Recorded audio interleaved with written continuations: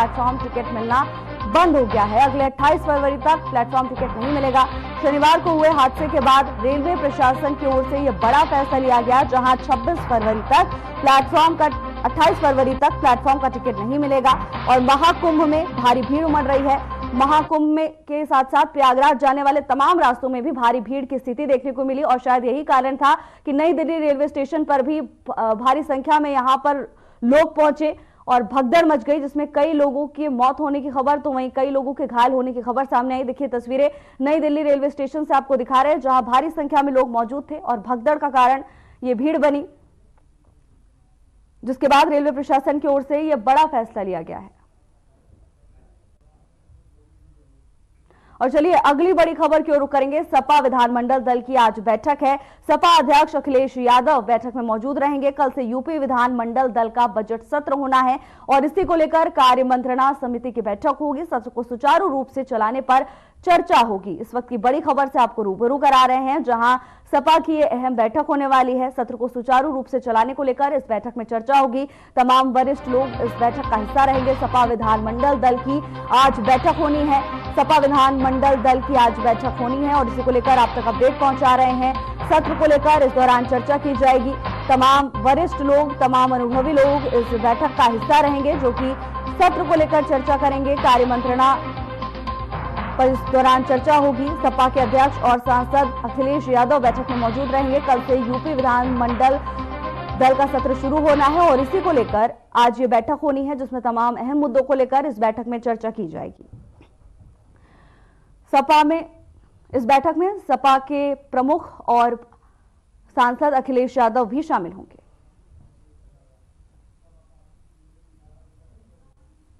आज आजम खान की जमानत पर सुनवाई होनी है। जी हां, बड़ी खबर इस वक्त आपको दे रहे हैं। आजम खान की जमानत पर सुनवाई होनी है। आरोपी अब्दुल्ला की बेल पर भी सुनवाई होगी। एमपी एमएलए कोर्ट बेल पर सुनवाई करेगा। आजम पर शत्रु संपत्ति कब्जा करने का आरोप है। इस वक्त की बड़ी खबर आजम खान से जुड़ी हुई इस वक्त की बड़ी अपडेट आपको दे रहे हैं, जहां आजम पर शत्रु संपत्ति कब्जाने का आरोप है और इसी को लेकर आज कोर्ट में सुनवाई होनी है। तो फैसले का इंतजार है सभी को। कोर्ट में इस मामले को लेकर सुनवाई होनी है। आजम खान पर शत्रु संपत्ति को कब्जाने का आरोप लगाया गया है और इसी को लेकर एमपी एमएलए कोर्ट में आज इस मामले को लेकर सुनवाई होगी। आजम खान की जमानत पर सुनवाई होनी है। शत्रु संपत्ति कब्जाने का आरोप आजम खान पर लगा हुआ है और इसी मामले को लेकर आज एमपी एमएलए कोर्ट में सुनवाई होनी है।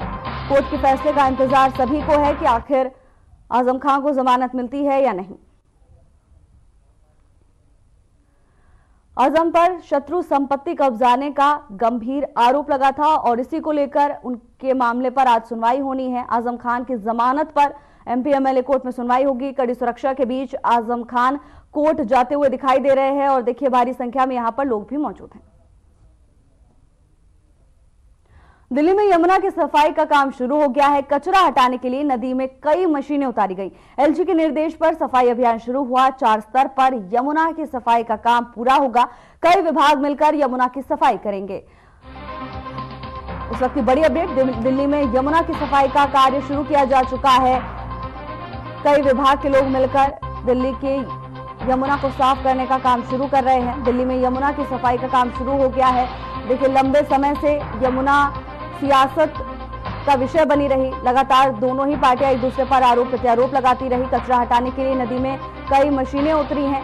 एलजी के निर्देश पर सफाई अभियान शुरू किया गया है और जैसे ही बीजेपी की सत्ता में वापसी हुई तुरंत इस मामले को लेकर एक्शन लिया गया और लंबे समय से यमुना में पसरी गंदगी को लेकर सत्ता पक्ष और विपक्ष दोनों में ही आरोप प्रत्यारोप का दौर जारी है।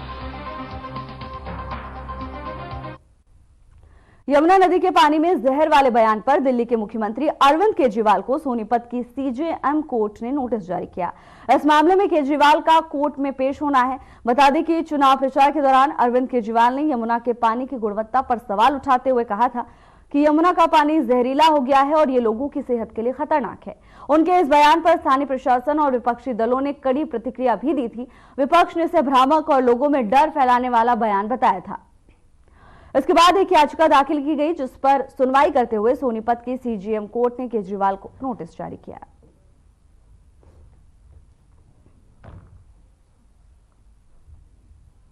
दिल्ली में यमुना के पानी को लेकर लगातार सियासत गर्माती रही है।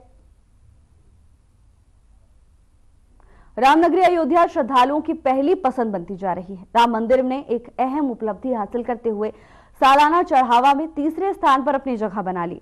इस साल राम मंदिर में 700 करोड़ रुपए से ज्यादा का चढ़ावा आया, जो इस मंदिर की बढ़ती लोकप्रियता और श्रद्धालुओं के लिए अडिग विश्वास को दर्शाता है। बता दें कि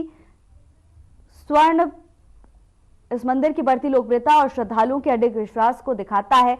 भारी मात्रा में यहां पर चढ़ावा देखने को मिला है। स्वर्ण मंदिर, वैष्णो देवी और इसके साथ साथ शिरडी साई मंदिर जैसे प्रसिद्ध तीर्थ स्थलों को पीछे छोड़ते हुए राम मंदिर ने यह महत्वपूर्ण मील का पत्थर हासिल किया है। एक महीने के भीतर ही राम मंदिर को 15 करोड़ रुपए का दान प्राप्त हुआ, जो इस मंदिर में आने वाले श्रद्धालुओं की भारी भीड़ को दर्शाता है। इस दान राशि से स्पष्ट होता है कि राम मंदिर में श्रद्धालुओं का आस्था और विश्वास लगातार बढ़ती जा रही है। अयोध्या में श्रद्धालुओं की बढ़ती संख्या और मंदिर के प्रति उनकी श्रद्धा से ये उम्मीद जताई जा रही है कि आने वाले समय में यह आंकड़ा और भी अधिक बढ़ सकता है।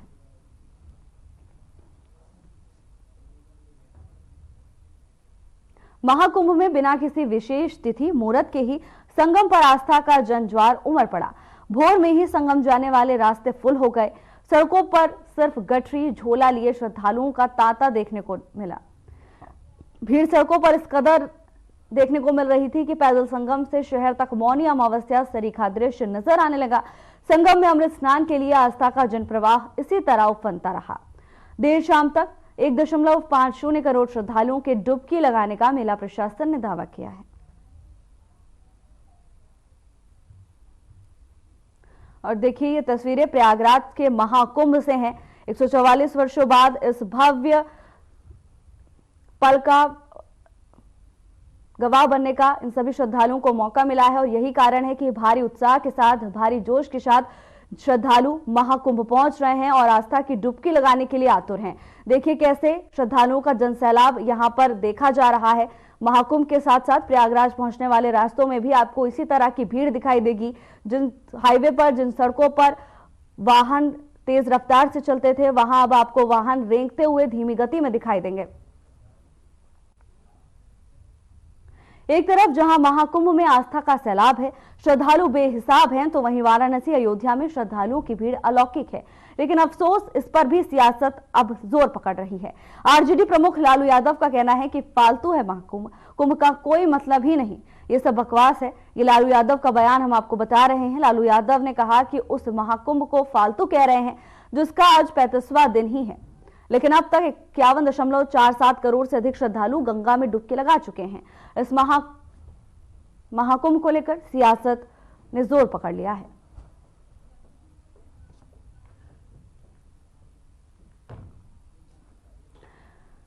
महाकुंभ में जहां एक तरफ श्रद्धालुओं का जनसैलाब उमड़ रहा है, तो वहीं दूसरी तरफ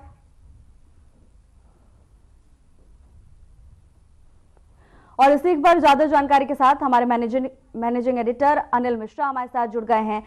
अनिल जी, देखिए, एक तरफ महाकुंभ जिसमें भक्तों की भारी आस्था है, भारी भीड़ होने के बावजूद लोग वहां पहुंच रहे हैं, और दूसरी तरफ सियासी बयानबाजियां, क्या कहेंगे आप?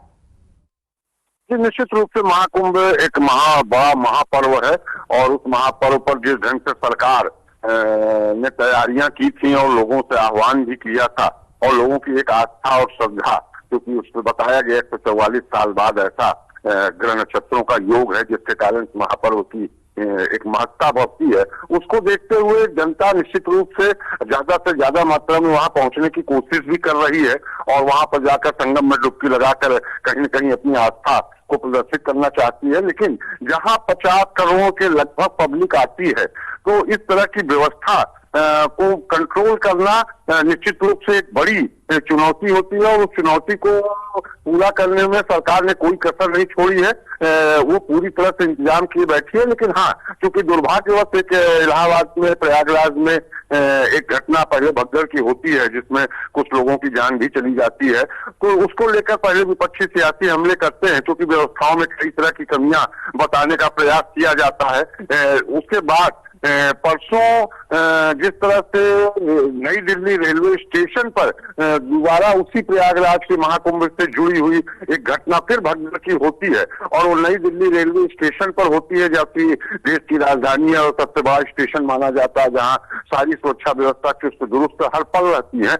वहां पर इस तरह का होना एक विपक्षी पार्टियों या नेताओं को एक सियासी हमले करने का मौका जरूर देती है, लेकिन मुझे ऐसा लगता है कि शायद ये सियासी हमले करने का मौका नहीं है, क्योंकि कहीं न कहीं कमियां कुछ न कुछ रह जाती हैं सरकार की तरफ से, और कहीं न कहीं कुछ कमियां और खामियां जनता के द्वारा वहां पर पैदा कर दी जाती है, जिसके कारण इस तरह की स्थिति परिस्थिति पैदा होती है जिसमें कुछ नुकसान भी होता है। तो खैर ये तो राजनीतिक सियासी एक आरोप प्रत्यारोप का दौर चलता रहेगा, लेकिन सरकार उस पर सख्ती से कार्रवाई कर रही है। जी देखिए अनिल जी, ऐसे जो बयान सामने आते हैं कहीं ना कहीं जनता के दिल में बैठ जाते हैं, और खासकर जब ऐसे बयानों का केंद्र आस्था हो तो विपक्ष को नुकसान उठाना पड़ सकता है। आपका बहुत बहुत धन्यवाद हमारे साथ जुड़ने के लिए। चलिए अगली खबर की ओर आगे बढ़ेंगे, जहां कानपुर की कल्याणपुर पुलिस को बड़ी सफलता मिली है। पुलिस ने 2 शातिर चोरों को गिरफ्तार कर लिया। शातिरों के पास से विदेशी मुद्रा के साथ लाखों का सामान बरामद हुआ है। पाकिस्तान, अमेरिका, श्रीलंका, नेपाल, सिंगापुर सहित कई देशों की मुद्राएं बरामद की गई। पुलिस ने साल 2024 में हुई चोरी की घटनाओं का भी खुलासा किया। उन्होंने बताया कि उसी चोरी की रकम से दिसंबर में एक बाइक खरीदी गई थी। पुलिस ने खुलासे के दौरान बताया कि दिन में रेकी कर रात में चोरी की घटना को अंजाम देते थे। पकड़े गए शातिर के खिलाफ 22 आपराधिक मुकदमे दर्ज हैं। पकड़े गए शातिरों से पुलिस लगातार गहनता से पूछताछ भी कर रही है।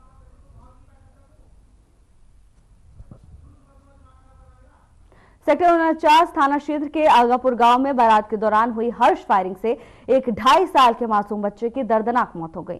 यह घटना बारात चढ़ाने के वक्त हुई, जब खुशी के मौके पर फायरिंग की जा रही थी। अचानक चली गोली बच्चे को लग गई, जिससे उसकी मौके पर ही मौत हो गई। घटना से इलाके में हड़कंप मच गया। परिजनों का रो रो कर बुरा हाल है और उन्हें अपनी जान गंवाने वाले मासूम के गम में डूबे हुए हैं। आरोपी हर्ष फायरिंग करने के बाद मौके से फरार हो गए, जिससे पुलिस उनकी तलाश में तो जुटी हुई है, लेकिन इस घटना से परिजनों में कोहराम मच गया है। ये घटना हर्ष फायरिंग की बढ़ती घटनाओं को लेकर एक और चेतावनी है। लोग अक्सर खुशी और शोक में फायरिंग करते हैं, लेकिन इस बार इस खुशी के माहौल में मासूम की जान चली गई। फिलहाल के लिए बस इतना ही। जल्द हाजिर होंगे नई अपडेट्स के साथ। नमस्कार।